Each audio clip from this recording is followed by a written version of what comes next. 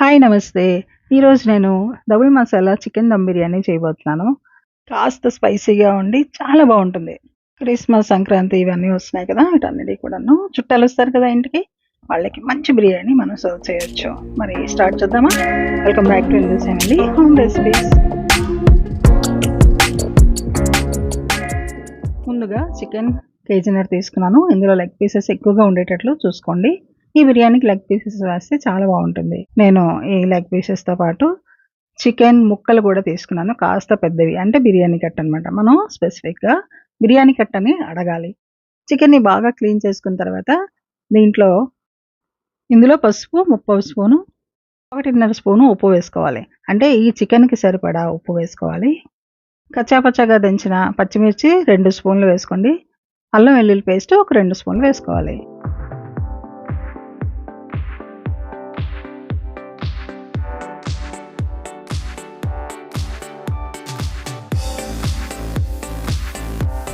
రెండు స్పూన్ల పచ్చి కారం పొడి, 2 స్పూన్ల నెయ్యి వేసుకొని ఈ చికెన్ పీసెస్‌కి బాగా పట్టేటట్లు బాగా కలుపుకోవాలి.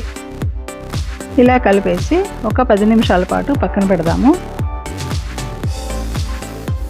ఇప్పుడు మసాలా ప్రిపరేషన్ కోసం ఒక మిక్సీ జార్ తీసుకొని ఇందులో మిరియాలు 20 నుండి 25 వరకు వేసుకోండి, లేదా 5 గ్రామ్స్. జావిత్రి ఒక చిన్న ముక్క, 10 గ్రామ్స్ సినమన్, దాల్చిన చెక్క, సారానిస్ అనాస పువ్వు 4 నుండి 5 వేసుకోండి, లేదంటే 7 గ్రామ్స్ వేసుకోండి.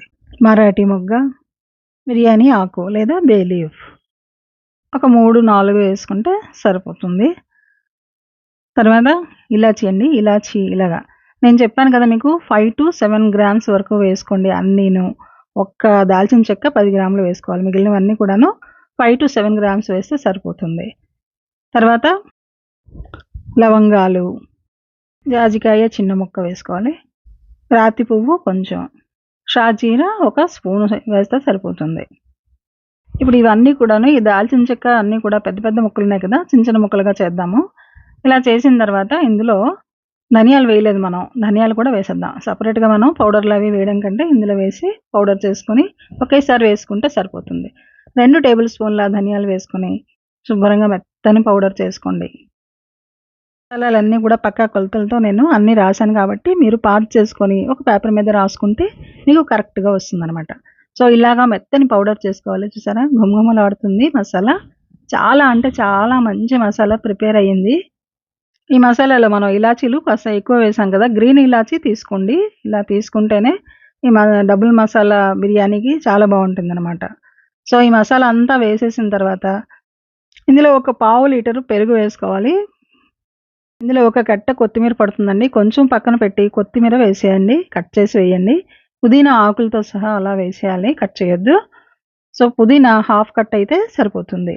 ఇవన్నీ వేసి నిమ్మకాయ ఒకటి పిండేసి బాగా కలిపేసి ఇప్పుడు చివరిగా మనం బ్రౌన్ ఆనియన్స్ యాడ్ చేసుకోవాలి.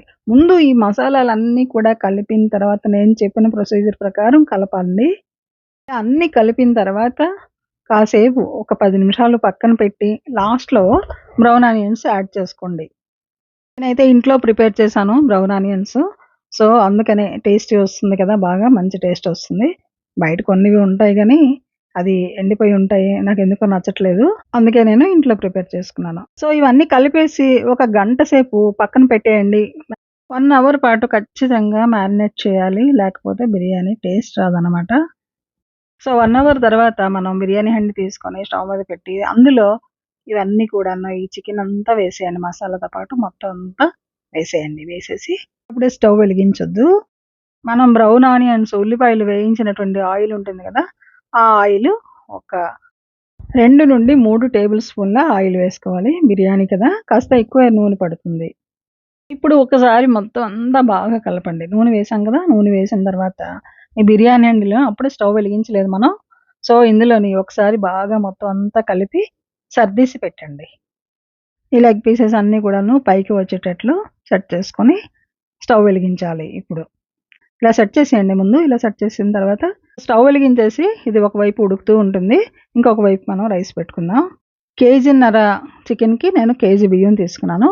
కేజీ బియ్యం బాగా కడిగేసిన తర్వాత రైస్ ఉడకడానికి గిన్నె పెట్టి అందులోని ఈ మసాలా సామాన్లన్నీ కూడాను వేసుకోవాలి. కొంచెం కొంచెం వేసుకోండి. 2 ముక్కలు వేసుకోండి అన్నీ కూడాను.